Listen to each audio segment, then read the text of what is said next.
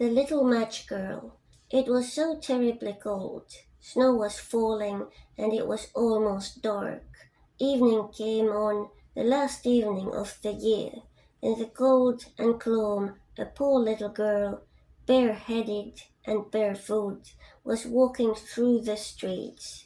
Of course, when she had left her house, she did had slippers on, but what good had they been? They were very big slippers, way too big for her, for they belonged to her mother.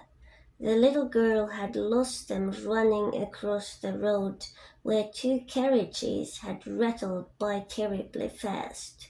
One slipper she'd not been able to find again, and a boy had run off with the other, saying he could use it very well as a cradle some day when he had children of his own. And so the little girl walked on her naked feet, which were quite red and blue with the cold. In an old apron she carried several packages of matches, and she held a box of them in her hand. No one had bought any from her all day long, and no one had given her a cent. Shivering with cold and hunger, she crept along, a picture of misery, poor little girl. The snowflakes fell on her long fair hair, which hung in pretty curls over her neck. In all the windows lights were shining, and there was a wonderful smell of roast goose, for it was New Year's Eve. Yes, she thought of that. In a corner formed by two houses, one of which projected farther out in the street than the other, she sat down and drew up her little feet under her. She was getting colder and colder, but did not dare to go home, for she had sold no matches, nor earned a single cent, and her father would surely beat her. Besides, it was cold at home, for they had nothing over them but a roof through which the wind whistled, even though the biggest cracks had been stuffed with straw and rags. Her hands were almost dead with cold. Oh, how much one little match might warm her, if she could only take one from the box and rub it against the wall and warm her hands. She drew one out. Wretch! How it sputtered and burned. It made a warm, bright flame like a little candle as she held her hands over it, but it gave strange light. It really seemed to the little girl as if she were sitting before a great iron stove with shining brass knobs and brass cover. How wonderfully the fire burned! How comfortable it was! The youngster stretched out her feet to warm them too.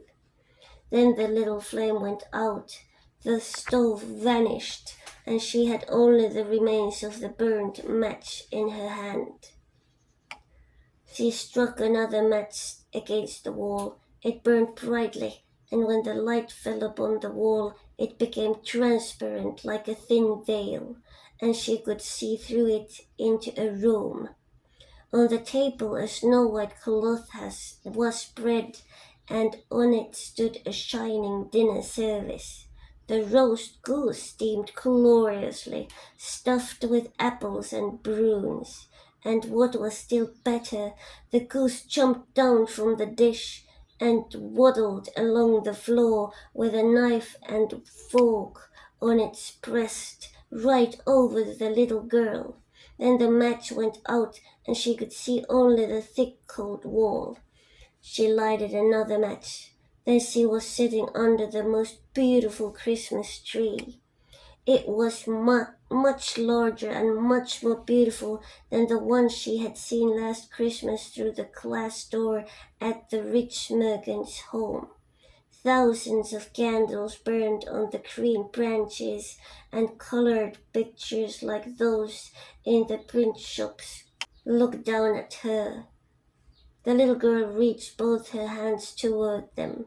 Then the match went out, but the Christmas lights mounted higher. She saw them now as bright stars in the sky, One of them fell down, forming a long line of fire. Now someone is dying, thought the little girl, for her old grandmother, the only person who had loved her and who was now dead, had told her that when a star fell down, a soul went up to God. She rubbed another match against the wall. It became bright again, and in the glow, the old grandmother stood clear and shining, kind and lovely. "Grandmother," cried the child, "oh, take me with you.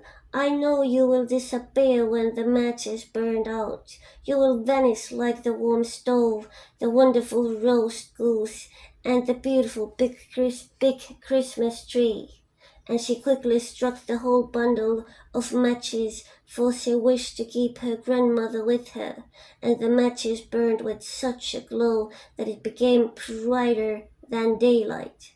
Grandmother had never been so grand and beautiful. She took the little girl in her arms, and both of them flew in brightness and joy above the earth, very, very high, and up there was neither cold, nor hunger, nor fear. They were with God. But in the corner, leaning against the wall, sat the little girl with red cheeks and smiling mouth, frozen to death on the last evening of the old year. The New Year's sun rose upon a little pathetic figure. The child sat there, stiff and cold, holding the matches, of which one bundle was almost burned. She wanted to warm herself, the people said. No one imagined what beautiful things she had seen, and how happily she had gone with her old grandmother into the bright new year.